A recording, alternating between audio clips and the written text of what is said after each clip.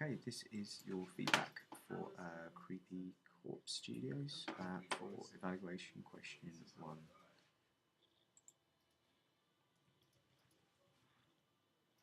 So, first thing that we have an issue with here is, as you can see from the example that you've been set, is you would need to have, if we just compare this to previous students from last year where we've got character productions, the first thing that you'll need to have on there is an introduction. Now the introduction is really important, of course, because it is showing that you understand and defining the keywords that you've got on there particularly. So as you can see here, you need to put the title of the question, whereas on yours at the moment, on Creepy Corpse, we don't have that, we've just got question 1, so I would move the question title to there. So you do have an introduction. So what I would put here, you've talked about the fact that things are recognisable across different genres. What we haven't discussed here in any depth is what genre actually is. Now, in your work that you did back in your research, what you had were your mood boards. So again, you would need to put some of the stuff you did for your research and planning in through your mood board. Okay, here I would expect you to be putting in some of the theory that you discussed under genre. So the first one is the idea that genre means type.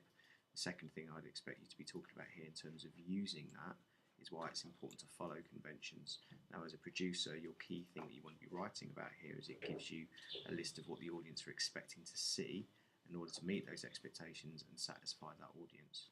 Second thing you need to discuss is the Neil concept about developing genre conventions over time, in that it's a matter of repetition and difference. You need to repeat some of the established conventions so the audience feel comfortable and their expectations are met.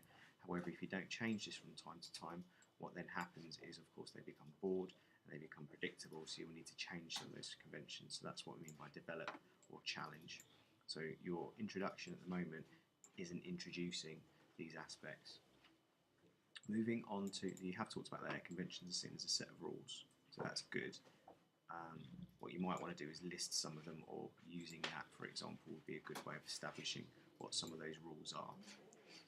Okay, so moving on to your blog once again. So here you've got your breakdown of what the conventions are. Okay, it's interesting that you've chosen to use 3 completely different films in order to discuss that. Also, the other thing is as well, I presume that these are form conventions, but there's no titles. I'm quite confused as to why you've got Harry Potter, arguably not a horror film, a thriller called The Rogues of Guantanamo, and The Conjuring 2. These 3 don't really kind of relate in any way to what you're making. Okay, so you're talking about conventions of real media texts. This is where you talked about what a trailer is. Again, I'm not sure why we've got that and why we've got that, because it's not actually talking to me about what any of the actual things are. Now, you talked about equilibrium, structure and resolution. Now, in the example that you've been asked to look at, the level 4 example, what we see them doing is breaking that specifically down into the actually, you've got commentary on how they compare side by side, yeah? But we should also have the breakdown of how your trailer has equilibrium. So I should be seeing a video, there we go, of your work compared to the other one, and I'm not seeing that at the moment. If you're talking about the beginning, middle and end, then I should see what the beginning of your trailer is, the middle of your trailer is, and the end of your trailer is, having been edited into a smaller video for me to click on.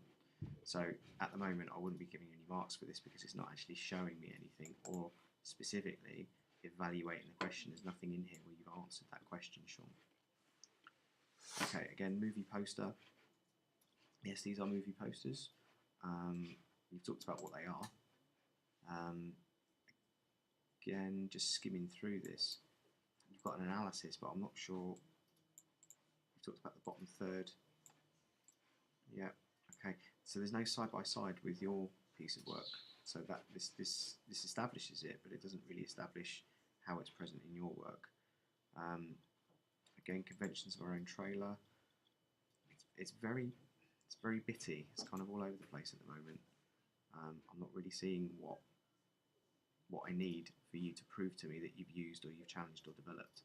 And from looking through this, you've not addressed that at all here. One horror convention-based magazine to support it is a colour scheme for the cover being frightened and scared, but where's your example to actually say that you've followed that? Here we've got Prezi, just looking through. Right, yeah, I understand it's that question title. Okay, so we've got conventions and camera angles, conventional use, you talk about what they are. Okay, yeah. Yeah. Okay, what I don't have here though is the side by side. So I've got a high angle here, that's good. And then you've done a side by side here. Okay. Right, this is better. I need to see more of this, but again, there's no commentaries on these at all. Yeah, there's nothing saying what this is or what that does or why, whether you've used it. So there's very minimal detail in this at the minute, Sean. I think the problem we've got here is you're just talking about low angles here. There's a lot of other shots, isn't there, that you should be discussing. And again, if you look at the exemplar that we discussed on here, when they're talking about camera angles, you know, you've got constantly side by side, side by side, side by side. I know that's magazine, but the point still stands. I'm just trying to see what they've written about camera angles. There's a Todorow's food that I was talking about, yeah. So ultimately at the minute, there's not much in there. You've got title slates, again Powtoon's taking a bit of a while to load, so I'm just going to skip on.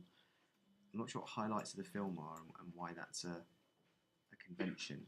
I mean, we use different language for that, so,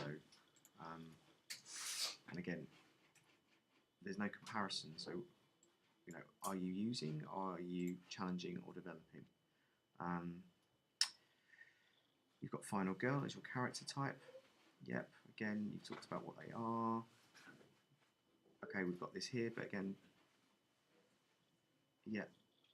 Okay, so you've talked about using it. Good, so that's the first time that I've seen you do the side-by-side thing. Okay, setting of the trailer. Again, you talk about low-key lighting. Alright, so there is some comparison here, but again, overall, using it, the police station, opposes the conventions of typical ones. Okay, so again, here you would need to evaluate the success of that. So is your film successful because you've challenged them, or is it unsuccessful because you haven't followed them? So I need that to kind of finish this off. We've got costume, props and makeup. Again, you've mentioned about challenging the conventions of slasher movies. It keeps going to Giphy when I click.